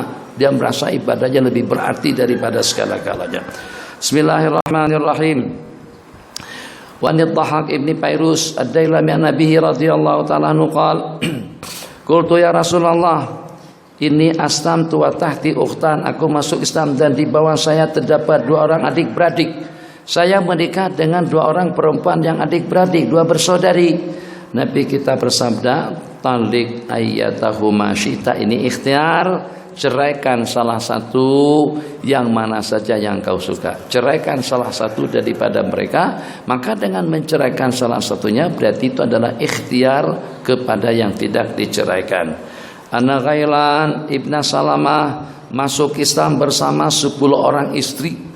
Kesemuanya istri beliau juga ikut masuk. 10, istri Ghailan 10. Dikatakan hampir rata-rata, bukannya hanya dengan Ghailan saja. Teman-teman Sayyidina Ghailan pun juga punya istri 10. Rombongan itu datang masing-masing punya 10 orang istri.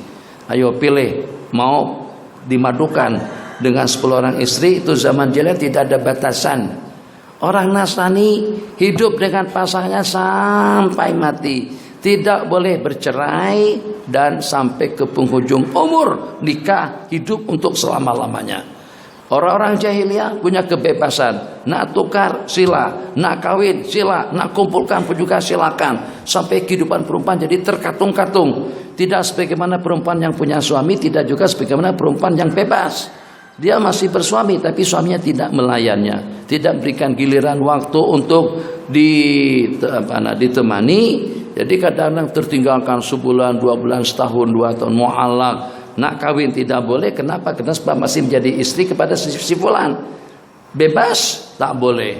Hidup sebagaimana pasangan, 2 laki tidak mendapatkan habuan apa-apa.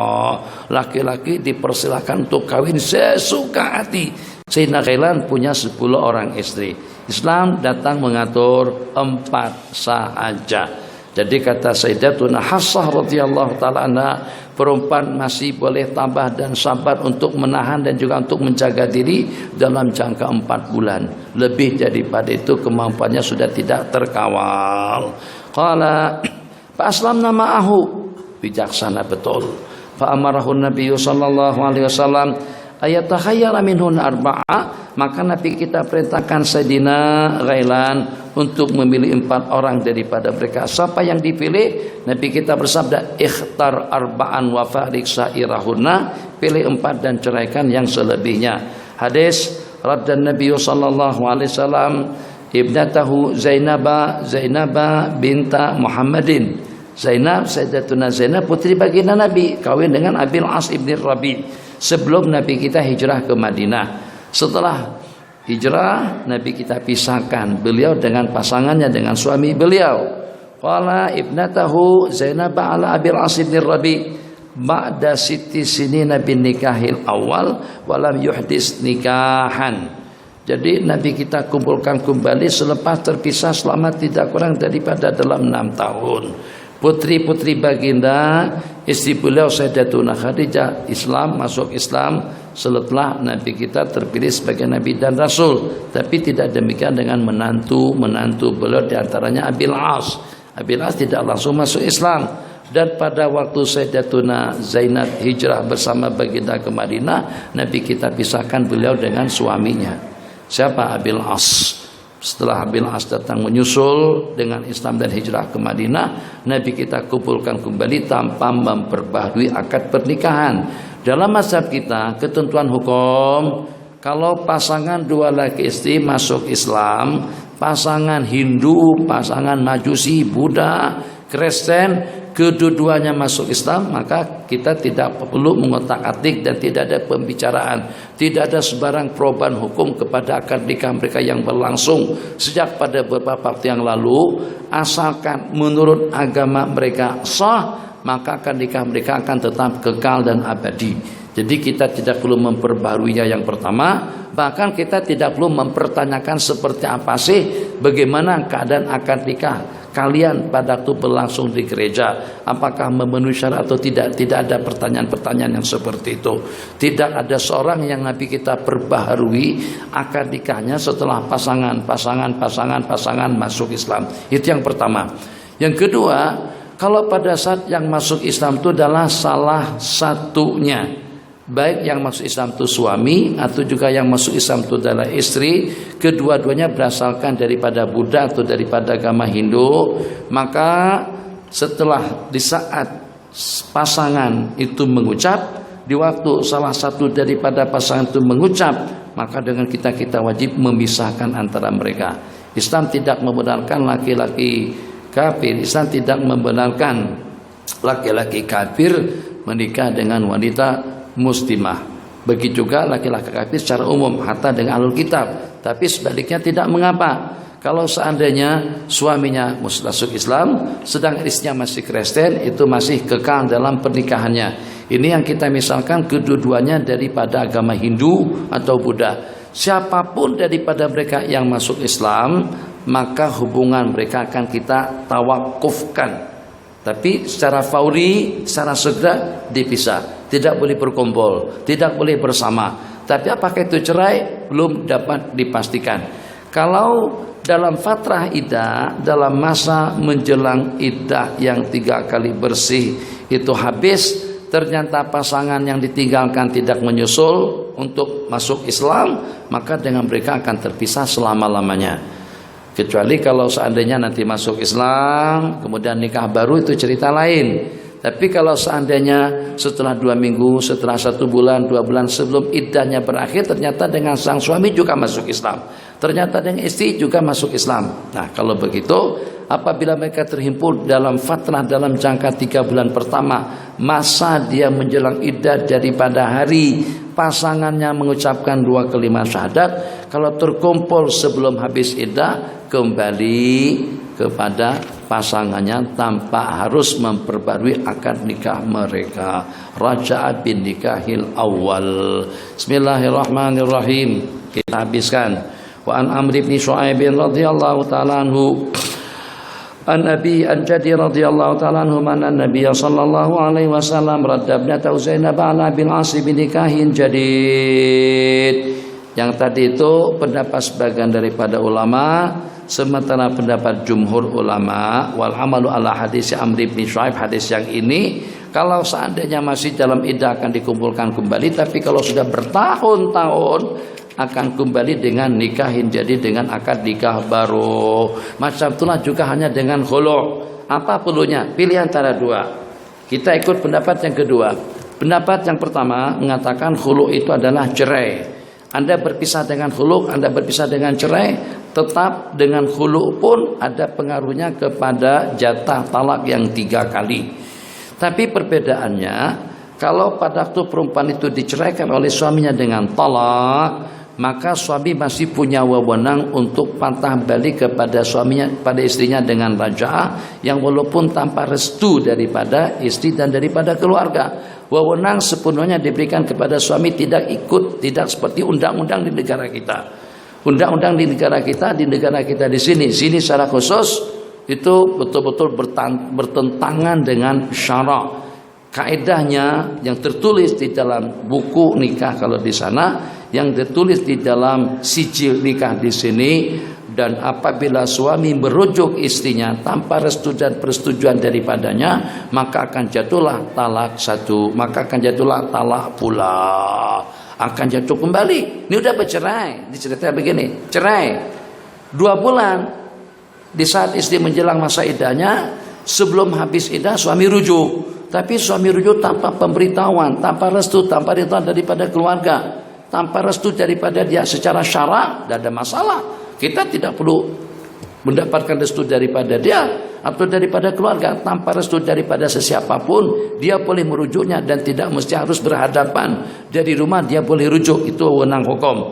Wewenang undang-undang tidak membenarkan rujuk kecuali kalau ada kesepakatan, ada restu kebenaran daripada pihak istri dan juga daripada pihak keluarga. Bahkan yang paling parah lagi, talaknya seperti itu.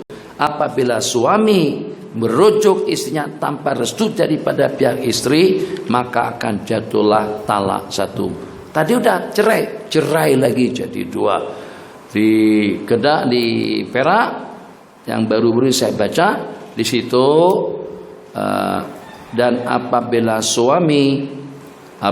suami merujuk istrinya tanpa restu, kemudian dengan istri membayar uang pampasan sebesar 1 RM Malaysia, maka akan jatuhlah khulu ke atas dia. Itu ma'anzalallahu biha min sultan. Wewenang dengan rujuk itu di tangan suami.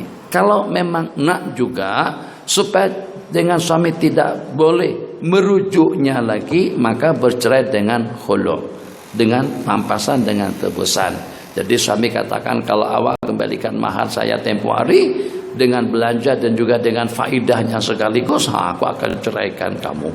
Padahal dihitung, tambah dengan JST-nya lagi. Akhirnya dia ceraikan dengan pampasan, dengan tebusan. Jadi kalau terpisah dengan tebusan, perempuan itu sudah bebas. Itu dengan khulu. Cerai dengan khulu, cerai dengan pampasan, dengan tebusan, namanya khulu. Maka perempuan itu punya kebebasan mutlak. Kalau seandainya suami menginginkannya sedangkan dia tidak mau, tetap suami tidak punya wewenang untuk memaksakannya kawin kembali kepada dia. Hanya dalam masalah iddah, kalau seandainya dikawin kembali, dinikahin kembali, sebelum iddahnya habis, iddahnya akan terputus, akan terhenti. Sementara kalau seandainya dia nak merujuk sudah tidak ada peluang, sudah tidak ada kesempatan, disebabkan karena istri telah menghulu, melepaskan, mencopot dirinya daripada suami. Jadi kalau seandainya nak akan juga, abang minta maaf dulu, abang berbicara tentang duit. Kata abang bonusnya, faidahnya, JST-nya. Nah, saya juga guna bahasa yang sama. Kalau awak nakkan kembali nikah dengan aku, maka dengan mahar baru, nikah baru, kemudian kereta baru, rumah baru, semuanya serba baru. Dan tidak lagi dengan hitungan dahulu, hitungan harga sekarang yang semuanya serba naik, yang turun hanya hujan saja. Bismillahirrahmanirrahim. Qala, hadis yang berikutnya, aslamat yaqulu imra'atun fatazawwajat zawjuha faja'ahu zawjuha faqala ya Rasulullah, seorang perempuan masuk Islam kemudian kawin. Faqala ya Rasulullah, ini kuntu aslamtu wa alimat bi islami. Saya masuk Islam dan dia tahu saya sudah masuk, tapi dia guna kesempatan seakan-akan berpura-pura tidak tahu dengan Islamku. Aku sudah masuk Islam menyusul setelah dia, tapi ternyata dengan dia seperti tidak tahu atau berpura-pura tidak tahu. Terus lepas habis iddahnya dia menikah dengan laki-laki yang lain. Itu bagaimana? Qala aslamat imra'atun fatazawwajat, ay tazawwajat ba'da inqidha' iddatiha. Faja'a zawjuha faqala ya Rasulullah, ini kuntu aslamtu wa alimat bi islami, aku sudah masuk Islam. Kalau aku menyusul dia masuk Islam, berarti dia menjadi istriku lagi. Kami tidak akan terpisah, tidak perlu akad nikah. Tapi ternyata tetap juga dia kawin. Pantasa'a, Nabi kita tarik, copot, Nabi kita batalkan akad nikahnya dengan laki-laki yang kedua. Waradda ila zawji al-awwal, dan Nabi kita kembalikan kepada suami yang pertama. Yang jadi masalah, tidak ada jawaban. SMS tidak dijawab, miss call, ditelepon tidak diangkat, alamatnya tidak tahu. Dalam grup sudah keluarkan diri, bolehkah mengeluarkan diri daripada grup? Atau harus dikeluarkan? Boleh keluar, boleh ya? Akhir, tak apa-apa lah. Jangan tersalah-salah nanti. Jadi dia keluarkan dirinya daripada grup WhatsApp, sehingga sudah tidak dapat dihubungi, tidak tahu berita langsung. Ya Allah, setahun abang. Kalau dulu ya Hanana, ya Dana, yang ini abanga. Ini gara-gara subuh tadi itu hilang suara nih. Marah-marah menjatuhkan talak 3.000 subuh tadi itu yang hilang suara saya sekarang. Tadi mau naik angkat kurda udah tak boleh, serak. karena terlampau marah sungguh kepada perempuan yang merepek tadi itu, sehingga sampai dijatuhkan cerai talak 1 juta. Nah, jadi akhirnya terkenang abang di mana abang, aku rindu sama abang.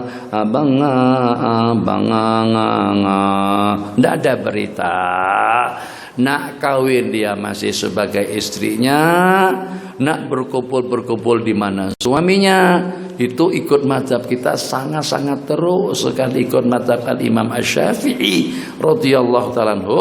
Perempuan yang kehilangan suami, yang suaminya mafqud, tidak dapat dikesan lagi ada di mana, tidak dapat dihubungi dan tidak dapat dipastikan hidup atau matinya, perempuan itu akan disuruh menunggu sampai berlangsung masa al-umrul ghalib. Al-umrul ghalib kebiasaan umur untuk kita orang Melayu 60-70 tahun. Jadi kalau ternyata suaminya menghilang pada masa usia 40 tahun, tunggu 20 tahun dulu. Tunggu Haji. Tunggu. Berapa lama Tuan Syekh? 2 hari? Apa 2 hari? 20 tahun. Nah, kalau selepas 20 tahun baru nanti dipanggil, disidang, dibawa ke mahkamah, dinyatakan suaminya meninggal dunia. Menjelang iddah 4 bulan 10 hari, baru dia boleh kawin. Kawin, muncul suaminya, datang. Istri aku. Setelah 20 tahun, ya, yang walaupun 20 tahun. Bagaimana kira-kira? Maka terbukti akad nikahnya itu batil. Kenapa? Yang walaupun diputuskan suaminya sudah meninggal dunia, sebab itu keputusan yang bercanggah dengan hakikat. La ibnata bizzanni al-bayyini khata'uhu. Jadi kalau seandainya berlaku kes yang semacam itu, yang walaupun setelah 10 tahun terus dia kawin, ternyata suaminya masih hidup, maka suaminya itu lebih berhak daripada suami yang kedua. Intasa'a untusi'at minhu. Perempuan itu akan dicabut, akan ditarik daripada suaminya yang kedua. Itu makna daripada cerita kejadian yang berlaku. Qala wa an Ka'ab bin Ujrah an abihi radhiyallahu ta'ala anhu an Zaid bin Ka'ab bin Ujrah an abihi Ka'ab bin Ujrah radhiyallahu ta'ala anhu qala tazawwaja Rasulullah sallallahu alaihi wasallam al-aliyata min Bani Amir. Falamma dakhalat alaihi, Nabi kita menikah seorang wanita aliyah daripada Bani Amir. Setelah Nabi kita falamma dakhalat, nah, laki-laki itu didatangin. Itu sunahnya, bukan laki-laki yang mendatangin. Gantian adil lah. Yang masa melamar siapa? Dulu, siapa yang melamar? Abang atau dia kah? Dia, abang yang melamar. Nah, dalam sunahnya, ikut sunahnya, kalau pada waktu melamar kan kita yang melamar dia. Tapi kalau pada waktu kawin, pada masa untuk dukhul, itu justru istri yang dihantar ke tempat suaminya. Jadi secara sunahnya bukan kita yang datang ke rumah dia, dia yang dihantar datang ke rumah kita. Jadi lamma dakhalat alaihi, di saat perempuan tadi itu datang menemui baginda Nabi di tempat kediaman beliau, wa wada'at, dan perempuan tadi itu membuka pakaiannya, Nabi kita ternampak bikashhiha bayadan al-kashu antara khasirataini ila as-sulhi ila dhil'i, antara pinggang sampai kepada tulang rusuk atau tulang belakang. Sini ternampak putih, tapi bukan putih-putih warna, tapi putih belang, atau kita sebut dengan bahasa Malaysia calak, bahasa Banjar belang, bahasa Indonesia, bahasa sini sopak. Ternampak sopak pada pinggangnya, pada bagian pinggang atau atas daripada punggung. Faqala Nabi sallallahu alaihi wasallam ilbasi siyabaki, pakai sajalah baju kamu, tak payah buka, tak payah. Kesian ya, sihat betul kita. Udah tak jadi. Balik. Jadi, garang, enggak garang. Nabi kita nak menjelaskan satu kedudukan hukum. Nabi kita nak memberitahukan kepada kita biar perih, biar pedih, biar pahit daripada kita hidup berpura-pura. Terang-terangan, nak tak nak tolak, jangan tak nak kata nak kata tak, itu penipuan. Kalau tamu tak mau lah, jangan kata mau. Kalau memang mau, jangan kata tak. Ini orangnya mau, tapi kata tak. Orang tinggalkan, nangis. Apa? Aku nakkan dia bang. Aku nakkan betul. Tapi kenapa kamu tak bilang begitu? Kenapa tak cakap macam tu? Malu lah aku kalau cakap macam tu. Jadi kamu tak nak? Bukan tak nak, nak sangat, nak sungguh. Panggilkan bang. Malu abang panggilkan dia udah balik dah tu. Ya udahlah. Kalau memang nak cakap jujur, malu tak apa. Yang penting sampai pada target yang kita inginkan. Daripada begitu kan menyusahkan orang. Kata tak nak tapi nak. Gimana? Jadi daripada Nabi kita hidup berpura-pura mendambakan rasa mahabbah cinta dan hormat kepadanya, tapi Nabi kita tidak berkenan. Nah, jadi dengan beliau bersikap seperti itu mesti li hikmatin, mesti ada hikmahnya. Nabi kita tengok ada bekas, maaf ada calak, ada apa tadi? Sopak, ada sopak di pinggangnya. Nabi kita bersabda, ilbasi siabik, pakai kembalilah pakaianmu itu. Atau mungkin juga Nabi kita merasa ditipu sama keluarganya, ditakrir, udah diselidiki tapi ternyata ada ketidakjujuran daripada mereka. Kan kadang-kadang sebagian masyaallah tabarakallah sekilas dari jauh pada masa gemerlap lampu dimainkan di kelab malam atau di mana saja. Sekarang bukan kelab malam saja lampu dimainkan. Kalau ada majelis Habib Syekh pun juga lampu-lampu hijau biru kuning itu dimainkan. Oh, ternampak tersorot muka dia. Ya Allah, putihnya, putih sungguh. Akhirnya tak pikir panjang, abang ada rencana nak tengok. Dah, udah selesai. Anak husnuzan, tengok sekali cukup. Anak nak jaga mata anak nak menikmati dia pada malam pertama saja. Pada masa kami sudah menjadi halal. Sudah tak nak tengok dia. Saya dah tengok dah sekilas pada malam hari itu memang dia terlampau putih. Malam pertama hitam. Lebih hitam daripada arang lagi hitam. Yang putih itu rupa-rupanya tidak lebih daripada makeup jo.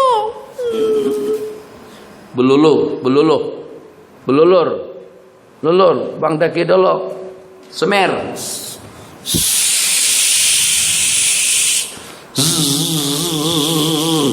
Udah keriput naik lagi. Dermawan namanya. Bersih bening. Coba anta. Makanya jangan sekali-kali menikah dengan perempuan itu juga dengan laki-laki, dengan perempuan secara khusus hanya dengan perantaraan tengok gambar dia di Facebook ataupun juga di WhatsApp. Itu penipuannya setengah mati atau penipuan gila. Betul. Banyak kawan-kawan kita yang terperangkap bersih bening. Rupa-rupanya rupa tak lawa mana. Yang apa kelihatan putih tadi itu, tuh putihnya cat. Bukan putih yang original, tidak. Ataupun juga masyaallah tabarakallah begitu buka, la ilaha illallah. Ini bukan putih yang alami, ini sopak nih. Ini sopak kan ketahuan kan? Ketahuan. Begitu. Jadi kawan-kawan yang kawin melalui internet itu kebanyakannya keperangkap. Perempuan boleh cantikkan diri dia. Kan dia boleh roba. Kadang-kadang yang paling menipu sekali diletakkan gambar orang lain di situ. Yang gambar itu gambar seorang artis daripada Lebanon, daripada Lebanon. Oh, gambar binatang film. Kata dia di situ. Gila laki-laki tengok gambar dia, bukan dia. Dia hudunya setengah mati. Itu bahasa Indonesia setengah mati, bahasa kita hudu gila. Bismillahirrahmanirrahim. Selesai. Wa ahlik wal hiki, dan pergilah kamu kepada keluarga kamu. Ini disebut dengan kinayatut talaq. Ilhaqi, hubungilah, datangilah keluarga kamu. Pakai balik dan kembalilah kamu ke rumahmu. Wa amarallah bis sadaq, dan Nabi kita bagikan mas kawin kepadanya. Ayyuma rajulin tazawwaja imra'atan, sesiapa saja yang menikah seorang perempuan padahal biha, terus dia dohol, terus dia masuk, terus dia berkumpul, berdua-duaan. Pawajadah barsak, ternyata dia temukan pasangannya itu ada sopak, au majnuna, ataupun juga gila, atau ada penyakit kusta atau yang sejenisnya seperti AIDS misalnya. Itu juga diantara daripada penyakit yang berbahaya.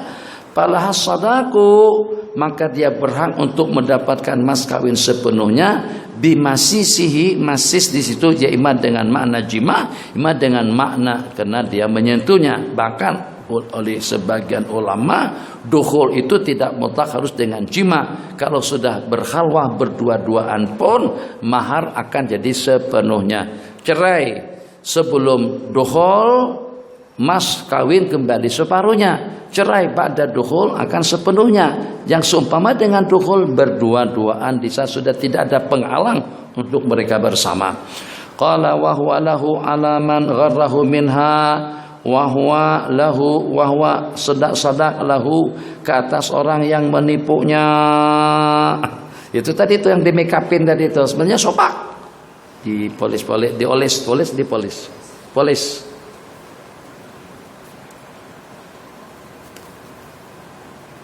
supaya yang kelihatan sopak itu jadi color bagus, jadi warna kulit.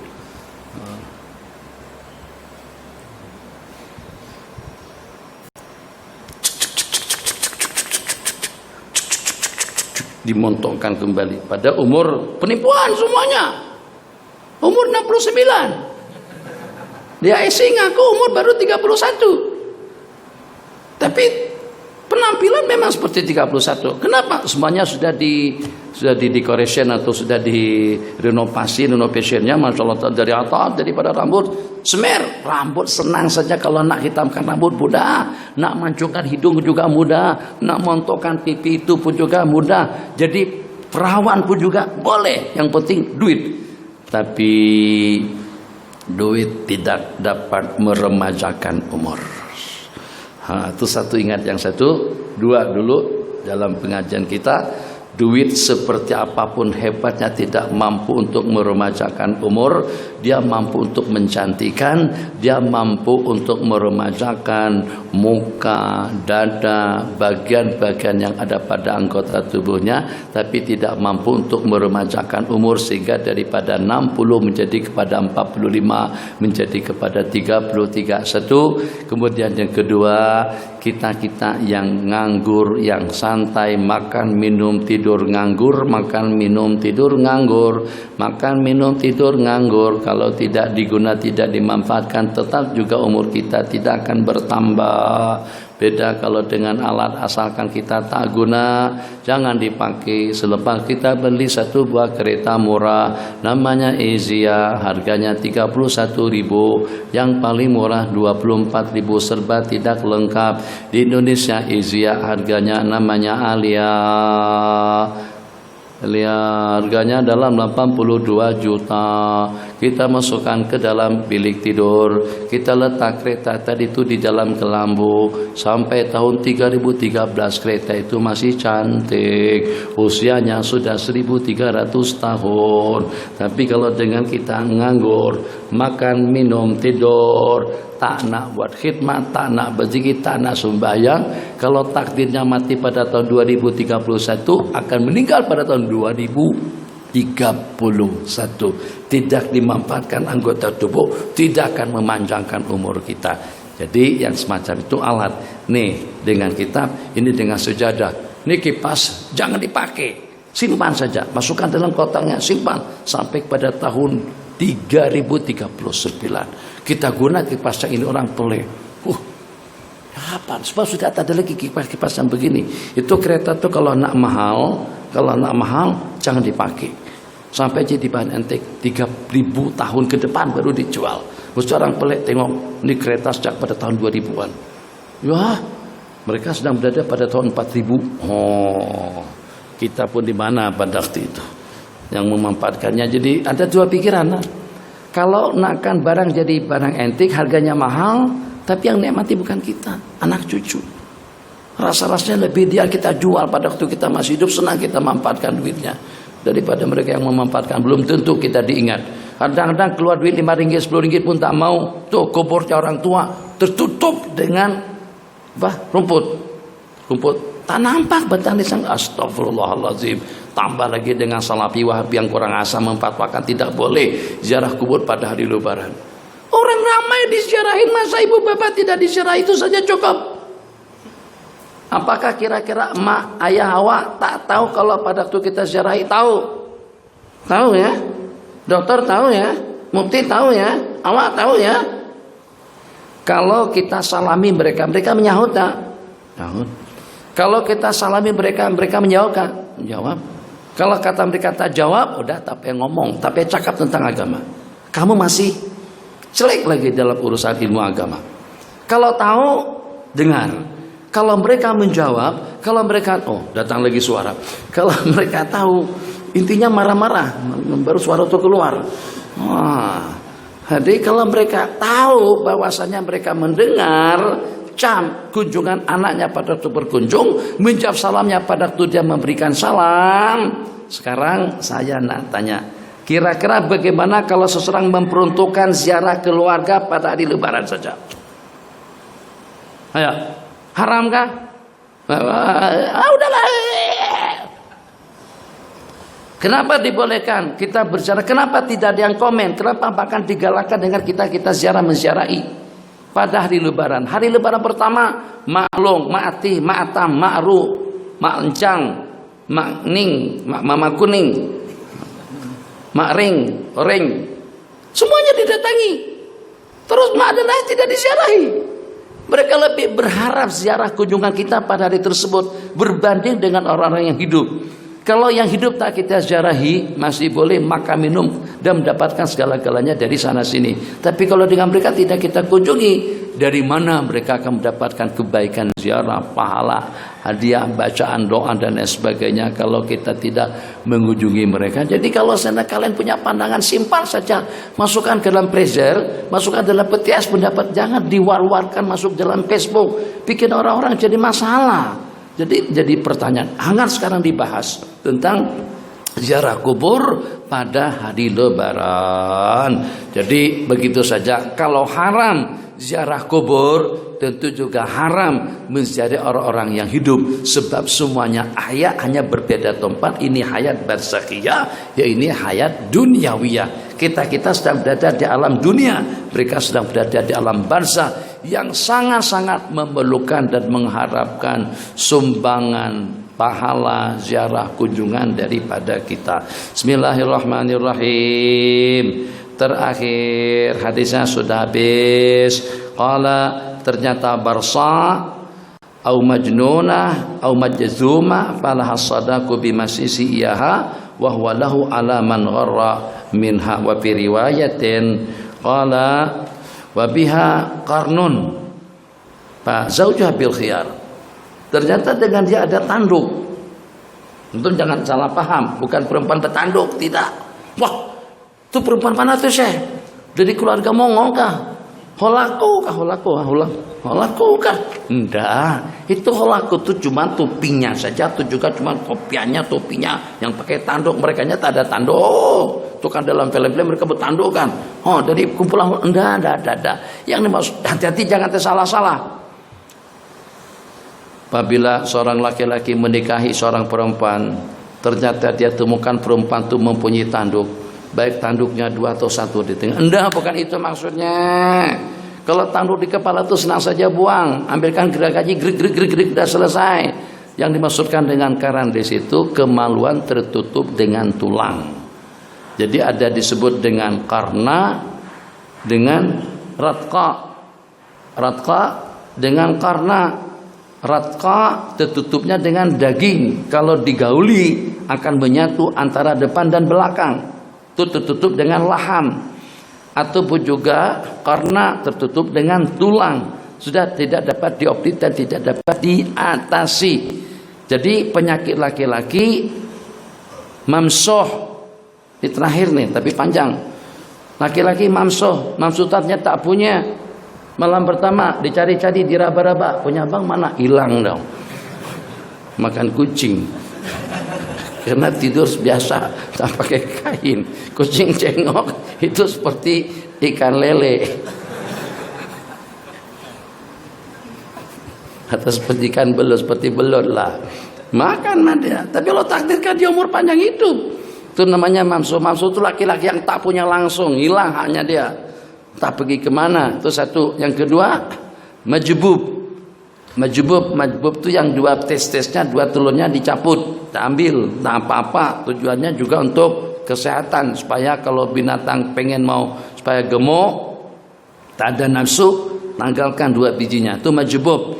Yang ketiga lengkap, namanya inin, batangnya punya, testisnya juga ada, tapi tak berfungsi, tidak beraksi. Tengok, sentuh, raba, semuanya tak ada kesannya, itu namanya inin. Itu penyakit laki-laki. Jadi penyakit laki-laki 3. Kalau terbukti sama istri, suami tak punya. Jadi kita nak kebetulan lagu Allah Maha Kuasa atas segala. Allah Maha Kuasa. Tak pernah dengarkah? Itu Sayyidatuna Hawa kawin dapat atau hidup tanpa mak? Nabiullah Adam tanpa mak dan ayah jadi Allah Maha Kuasa atas segala. Ya Allah bang, tapi kita kan bukan Nabiullah Adam. Abang juga bukan Nabiullah Adam, saya juga bukan Sayyidatuna Hawa, atau bukan Nabiullah Isa alaihissalam yang kawin yang lahir tanpa bapak. Kita bang, karena ikut sunnahnya. Ya anda apa-apa, tapi kan mukjizat itu boleh terulang kembali sebagai karamat kepada para aulia. Ya kalau abang aulia, abang setakat nama saja aulia, tapi abang bukan wali. Jadi gimana kita boleh dapat keturunan? Tidak apa-apalah, kita tunggu kuasa Allah. Jangan tanggung resiko, berat, tantangannya berat, gejolak nafsu, gejolak dalam resek, kadang-kadang membuat orang jadi gila. Itu dengan bahasa ulama kita dahulu. Idza qama zakarur rajul dhahaba minhu sulusaqleh. Apabila haknya seorang itu naik, akan hilang 2/3 daripada kewarasannya atau akal pemikirannya. Dah tak boleh pikir, tak boleh pikir. Qala wa biaqaran. Nah, jadi penyakit laki-laki tidak, mamsuh, tak punya. Majbub, tercopot, itunya tercabut tapi masih hidup. Yang ketiga inin, lengkap, kedua-duanya ada tapi tidak berfungsi. Maka kalau dengan yang ketiga ini tidak langsung dipisah, melainkan selepas 1 tahun.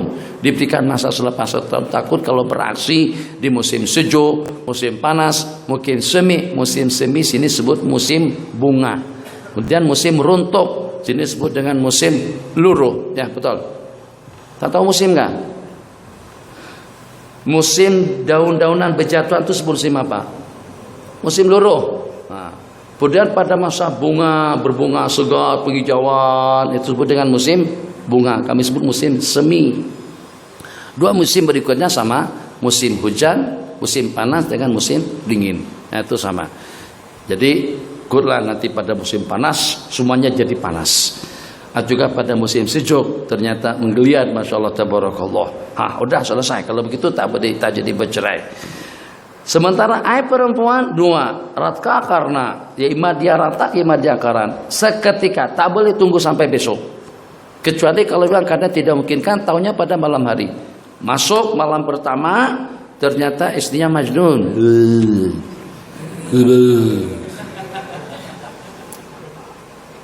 Ada di sini kenapa? Aku suami Hawa. Aku bukan manusia. Cuman Hawa boleh jadi suami aku.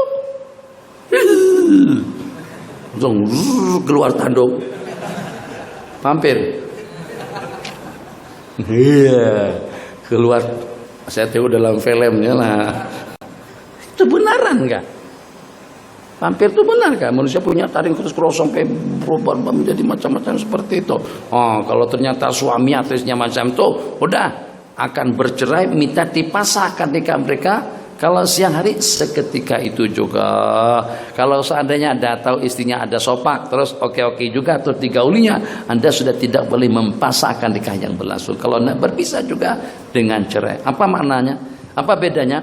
Pasah artinya membatalkan akad nikah yang berlangsung dengan uang pampasan, mahar, hantaran semuanya kembali seutuhnya.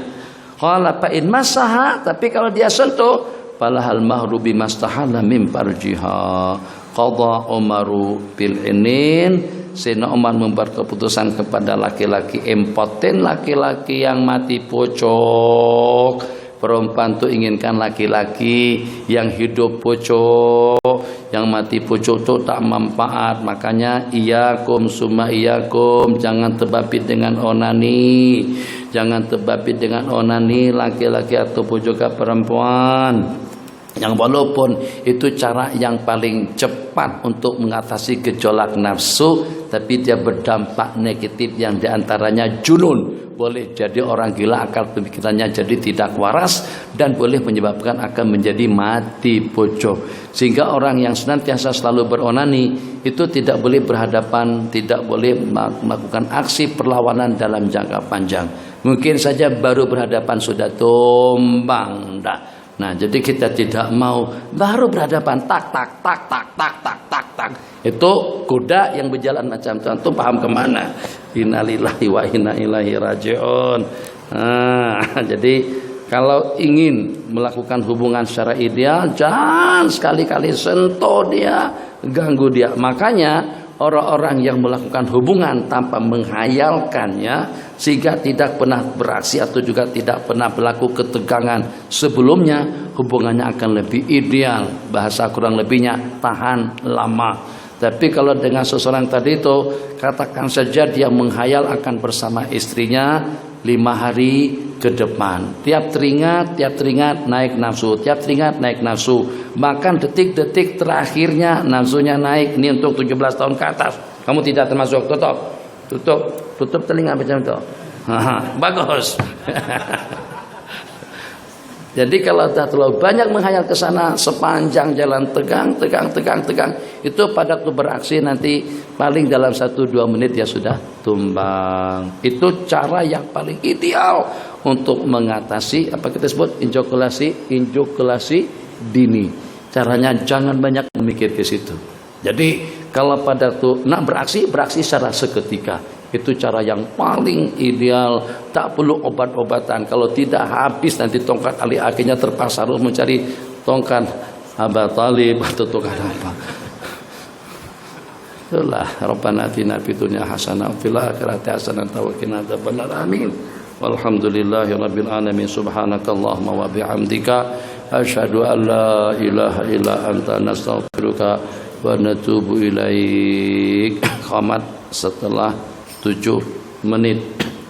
Yang belum berwudu cukup untuk berwudu saja, bukan untuk berehat, dan kita kembali untuk sembahyang zuhur insyaallah. Allahu akbar.